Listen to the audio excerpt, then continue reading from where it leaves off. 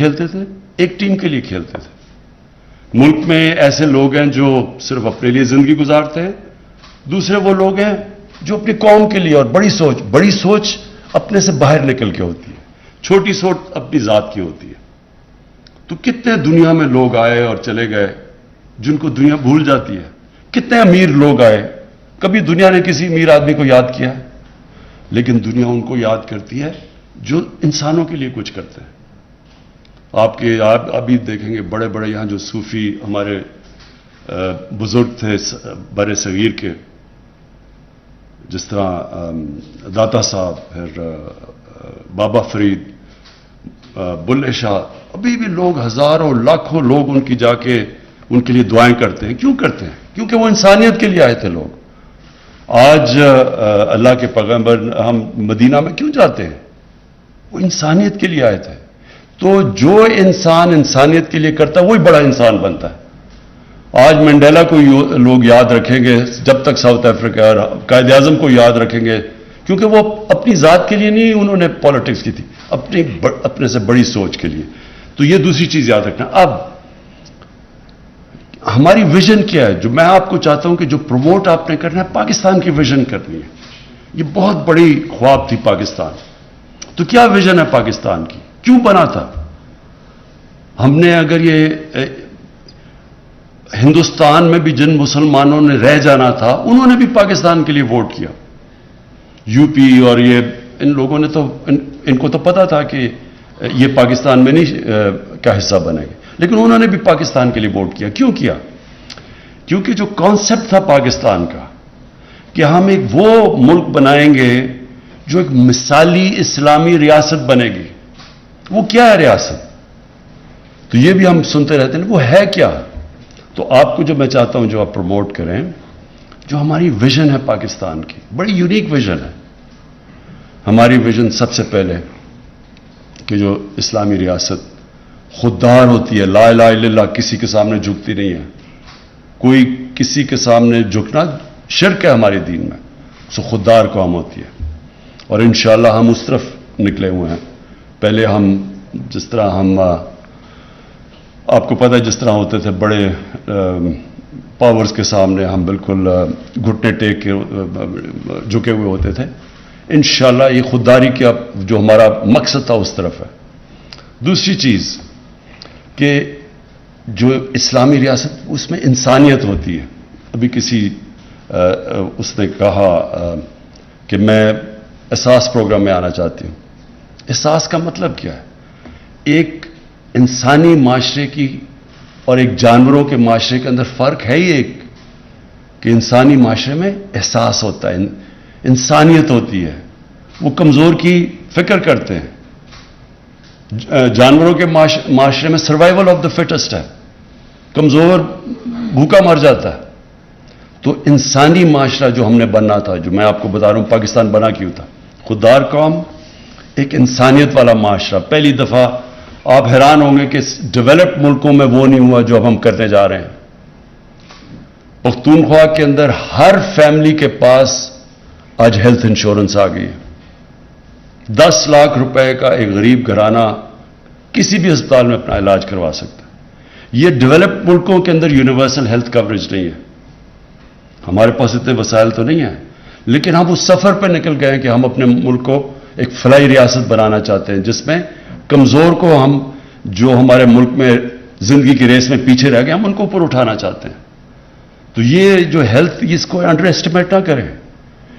یہ کہ ڈیولپ میں آپ امریکہ جیسے ملک میں چلے جائیں، وہاں اس طرح کی ہیلتھ انشورنس نہیں ہے، مفت مل رہی ہے. وہاں پریمیم دینا پڑتا ہے، ان کو پیسے خرچ کرنے پڑتے ہیں اگر انہوں نے انشورنس کرنی ہے. اور یہ ایک بہت بڑی نعمت ہے ایک ملک کے لیے. غریب گھرانے کے اندر جب بیماری ہوتی ہے تو وہ بیچارہ گھر تباہ ہو جاتا ہے، غربت کی لکیر سے نیچے مقروض ہو جاتا ہے. کئی دفعہ بیچارے علاج نہیں کرواتے، پیسہ نہیں ہوتا. تو یہ اس سفر پہ نکل گئے، یہ بڑی چیز ہے. پھر پناہ گاہ ہیں، ہم نے مزدوروں کے لیے، ہم نے رات بیچارے سڑکوں پہ سوتے تھے، ان کے لیے انشاءاللہ وہ ڈیولپ کر رہے ہیں، پورا کھانا دیتے ہیں ان کو. اور جو ہم افورڈیبل ہاؤسنگ کے اوپر جا رہے ہیں کہ عام لوگ ابھی گھر افورڈ ہی نہیں کر سکتے، تو اس کے لیے ہم لے کے آ رہے ہیں سسٹم. تو یہ پورا اب سیکنڈ چیز ہے فلائی ریاست کی طرف جو ہمارا جو 1947 میں شروع ہونا چاہیے تھا سفر، وہ اب شروع ہو رہا ہے۔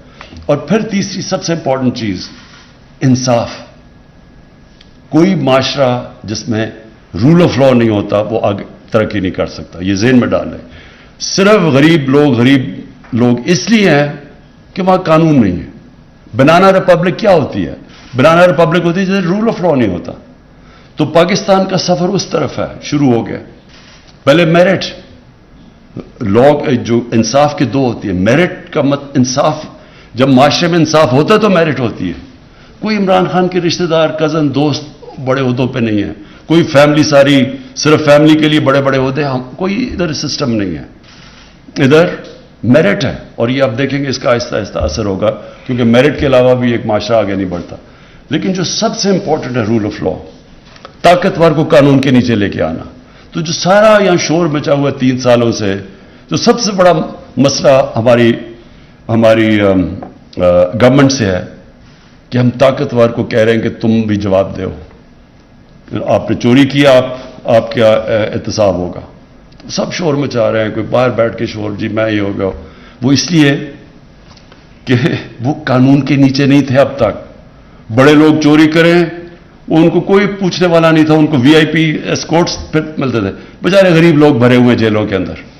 اور کبھی بھی یہ معاشرہ ترقی نہیں کرتا۔ ذہنوں میں ڈال لیں کہ ہمارے نبی صلی اللہ علیہ وسلم نے کہا تھا کہ بڑی قومیں تمہارے سے پہلے تباہ ہوئی، جدھر غریب کے لیے ایک قانون اور طاقتور کے لیے دوسرا۔ جو یہ این آر او کیا ہے؟ طاقتور کہہ رہے جی ہم کوئی خاص لوگ ہیں، ہمیں ہماری چوری معاف کر دو، غریبوں کو صرف جیل میں ڈالو۔ تو یہ سٹرگل ہے۔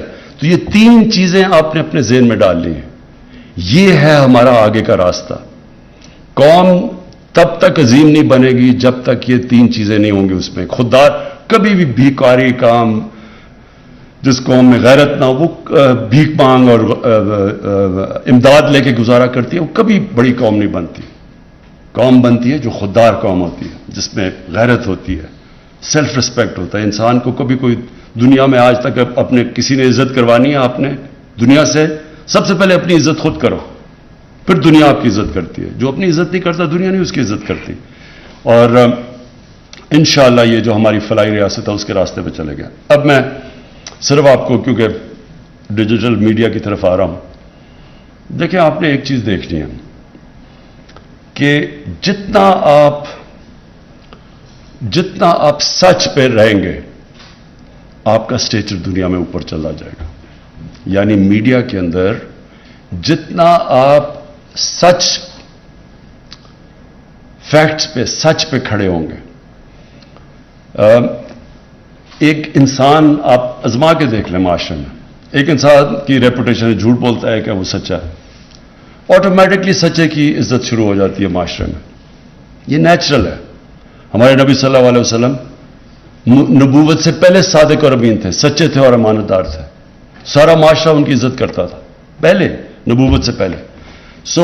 جو آدمی جو سچا ہوتا ہے معاشرہ اس کو یاد رکھتا ہے۔ گاؤں میں ہوتے ہیں لوگ، ان سے جا کے بٹھاتے ہیں جی انصاف کرو، کہ آپ سچا آدمی ہے، ذرا اس سے پوچھو کہ اگر یہ 2 ڈسپیوٹ ہو گئے، وہ تو ہر جگہ رسپیکٹ ہوتی ہے۔ تو جرنلزم میں بھی ایک جرنلزم تھوڑی دیر کے لیے فائدہ اٹھا لے گا فیک نیوز کر کے اور جھوٹی خبریں چلا کے، وہ لاسٹ نہیں کرتا، وہ اس کی ڈیوریبلٹی نہیں ہے، وہ ٹائم کے اندر وہ ڈسکریڈٹ ہو جائے گا۔ اور سب سے بڑی جرنلزم کے اندر جو اسٹرینگتھ ہوتی ہے آپ کی کریڈیبلٹی ہوتی ہے۔ اور ہماری گورنمنٹ، میں یہ چاہوں گا کہ آپ ہمیشہ سچ لکھیں، تنقید کریں تو سچی تنقید کریں، کیونکہ جو گورنمنٹ، اگر ہماری گورنمنٹ کرپشن نہیں کر رہی اور اگر ہماری گورنمنٹ قانون نہیں توڑ رہی ملک کے، تو ہمیں کوئی فرق نہیں پڑتا آزاد عدلیہ سے۔ نہ عدلیہ سے فرق پڑتا ہے، نہ آزاد صحافیوں سے فرق پڑتا ہے۔ فرق ان کو پڑتا ہے جو کہ چوری کر رہے ہوں تو ان کو کنٹرول کرنا چاہتے ہیں جوڈیشری، ڈکٹیٹرز قانون توڑ رہے ہوں تو وہ کنٹرول کرتے ہیں میڈیا اور جوڈیشری۔ لیکن آپ کو یہ وہ گورنمنٹ ہے 3 سال میں چیلنج کرتا ہوں، پاکستان کی تاریخ میں کوئی گورنمنٹ نہیں آئی جس نے میڈیا کو بالکل چھوڑا ہوا کھولا۔